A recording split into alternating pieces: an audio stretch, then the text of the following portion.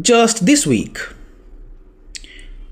Modi and Trump, they confirmed that trade talks between India and the US, they're back on the table. A rare moment of optimism, a chance maybe for the two democracies to actually hammer out something sane. But before even a whiff of progress could emerge, along comes America's own bucket of cold water, Commerce Secretary Howard Lunatic. And what does this clown do? He does not negotiate, he does not build trust, he tries blackmail. His words, not mine. We are going to sort out India, he thundered as if Delhi were some naughty schoolboy caught smoking behind the gym. And then the clincher. Well, we're going to sort out India. India basically has to open their market, has to stop buying Russian oil. People don't remember, India didn't buy Russian oil before the war with Russia and Ukraine. They had 1% of their oil was from Russia. And now 40% of their oil is from Russia because we've sanctioned it so they can buy it, $7, $10 a barrel cheap. So they're buying it, refining it, and then selling it to the rest of the world. Let's pause right there. Lunatic, that is not sorting out, that is not even negotiation, that is daylight extortion wrapped in American exceptionalism. What he really is saying is this: give up your sovereignty, bend to our terms, and call it partnership. Now this, dear viewers, is the exact reason the talks collapsed in the very first place, because these clowns don't understand the red lines. It wants win-lose deals where America gets the win and the partner eats the loss. India's message is clear, those days are over. Let's get specific. India has signaled some flexibility. It agreed to buy US Freedom Oil to bridge the trade gap.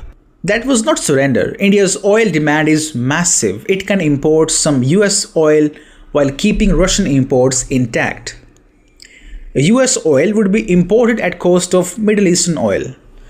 India wanted to address Trump's concerns about trade gap, but Lunatic and company mistook that as an open invitation to demand a full boycott of Russian crude. Newsflash, that is never happening. India will never stop Russian oil imports. Why would it? Russia offers discounts, reliability, and no lectures. Unlike Washington, Moscow does not show up with a shopping list and a sermon.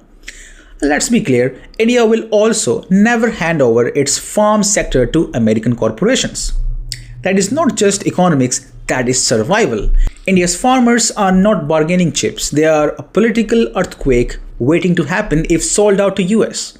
And every Indian government, from the federal to state, knows it. But here is where the arrogance really shines. After making these outrageous demands, Trump has the audacity to bark that looks like we have lost India and Russia to China. Excuse me.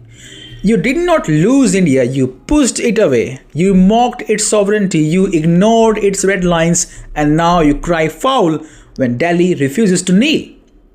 That is not losing India, that is shooting yourself in the foot and then blaming the gun. And let's talk about Trump 2.0. Remember the campaign promises? America first, tough deals, smart negotiations. What we are actually seeing is America dumb, because Trump surrounds himself with advisors like Lunatic and Navarro, men driven by ego who mistake bullying for master plan. See, Trump, if left on his own, has instincts, sometimes crude, sometimes chaotic, but instincts. The problem is when those instincts are filtered through clowns like Lunatic and Navarro, they become policy disasters. Now, if Trump really wants to fix US foreign and economic policy, the first step is not tariffs or threats, it is cleaning house. Fire Lunatic, fire Navarro, throw out these clowns or be ready for the circus. Because right now, the message from US to India is not partnership, it is surrender. And India does not do surrender. The bottom line is this: Washington has not learned any lesson, not from Afghanistan, not from Iraq, not from the tariff wars, and not from the humiliation of trying to sanction half the planet. India will not be sorted out, it will not be bullied. And that is all for now. Thank you very much for being with me. You're watching GNF.